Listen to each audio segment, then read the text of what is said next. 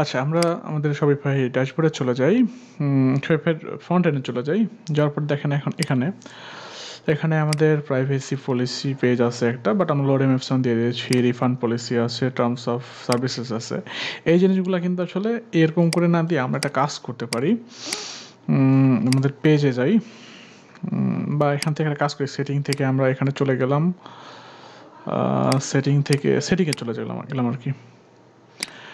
সেটিংয়ে যাওয়ার পর আবার এদিকে আমরা এই ট্যাবটাতে আমরা পেজেসে যাই। পেজেসে যাওয়ার পর ফার্স্ট অফ অল আমরা প্রাইভেসি পলিসিতে যাই।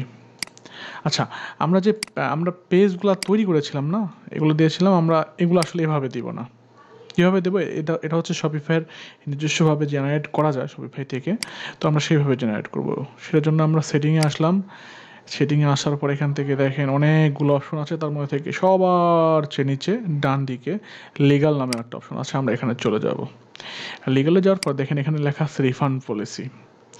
রিফান্ড পলিসি নামে কিন্তু একটা পেজ আমরা বানিয়েছিলাম, এই যে রিফান্ড পলিসি। আমরা এখানে যাব, আর এখান থেকে রিফান্ড পলিসি যেখানে বানিয়েছিলাম এখানে ক্রিয়েট ফ্রম টেমপ্লেট, এখানে জাস্ট ক্লিক করলেই দেখেন চলে আসছে বিশাল একটা কিছু, অটোমেটিক্যালি জেনারেট হয়ে গেছে। আমরা যা শুধু কপি করব এবং এখানে পেজে গিয়ে এটা পেস্ট করব, করার পর আমরা সেভ দিয়ে দেব। আচ্ছা, আবার নিচের দিকে যাই, প্রাইভেসি পলিসি দেখতে পেয়েছেন? তো আমরা তো এটা সেভ হয়ে গেছে পেজটা, তো আমরা আবার একটু পেজে যাই।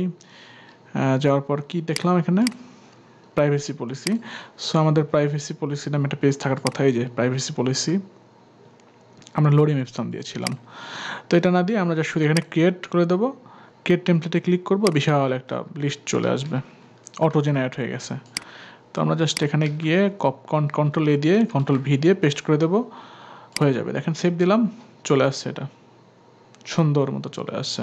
তো এটা অবশ্যই চেক করে নেবেন, আপনারা পড়ে নেবেন, আপনাদের ঠিকঠাক মতো বা আপনাদের রিকোয়ারমেন্ট অনুযায়ী হচ্ছে কি না, কি প্রাইভেসি পলিসি চাচ্ছে বা কী দিচ্ছে, এই জিনিসগুলো আর কি পড়ে নেবেন, অবশ্যই পড়ে নেবেন। আচ্ছা, দেন এখানে অনেক কিছু জিনিসপত্র আছে, তো আমরা একটু নিচের দিকে যাই, টার্মস অফ সার্ভিসেস। তো এখানে ক্লিক করি, টার্মস অফ সার্ভিসেস চলে আসবে। তো আমরা অলরেডি এটা মনে হয় সেভ করেছিলাম। তো আমরা আবার একটু পেজে যাই, টার্মস অফ সার্ভিসে যাব, টিওএস,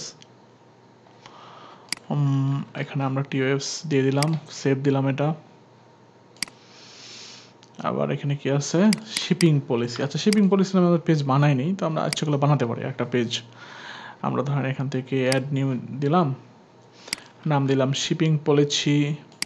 এখান থেকে আমরা আচ্ছা, শিপিং পলিসি জেনারেট করা যায় না, সো আমার তাহলে দরকার নাই এটা বানানোর, জাস্ট থাক। তো এই হচ্ছে অবস্থা। আমরা অনেকগুলো পেজ বানালাম, মানে লিগাল থেকে। আমরা শপিফাই থেকেই আমরা লিগাল পেজগুলো বানাতে পারছি। তো এখান থেকে নিচের দিকে যদি আসি, দেখেন প্রাইভেসি পলিসি যদি ক্লিক করি, দেখেন ওদের সুন্দর মতো একদম, মানে কন্টেন্ট আমাদের আলাদা করে লেখা লাগলো না, আমাদের কন্টেন্ট রাইটারকে দিয়ে বা নিজে কষ্ট করে লেখা লাগে নাই। আবার যদি রিফান্ড পলিসি কি আছে, বা আমরা যদি এই নিয়মগুলোর ছাড়া একটু অন্যরকম রিফান্ড পলিসি দিতে চাই, দেখেন ইমেল অ্যাড্রেস চলে আসছে। এখানে আমার যে ইমেল অ্যাড্রেস দিয়ে স্টোরটা করেছি সেই ইমেল অ্যাড্রেসটা চলে আসছে। আপনি যদি চান যে না ইমেল অ্যাড্রেসটা এটা হবে না, অন্য একটা ইমেল অ্যাড্রেস হবে, আপনি সেটা দিতে পারেন। টার্মস অফ সার্ভিসেস, এখানে টার্মস অফ সার্ভিসের মধ্যে কী কী দেওয়া আছে সেই জিনিসগুলো আছে। আপনি যদি না চান যে না এগুলো থাকবে না, একটু নিয়মকানুন একটু চেঞ্জ হবে, তো আপনি আপনার মতো করে দিতে পারেন। এই হচ্ছে অবস্থা। আমরা আমাদের স্টোর থেকেই আমরা লিগ্যাল যে পেজেসগুলো আছে সেই পেজগুলো কীভাবে বানাতে হয় সেটা শিখলাম এই এপিসোডে। তো নেক্সট এপিসোড দেখার আমন্ত্রণ জানিয়ে এখানে শেষ করছি। সবাই ভালো থাকবেন। আসসালামু আলাইকুম।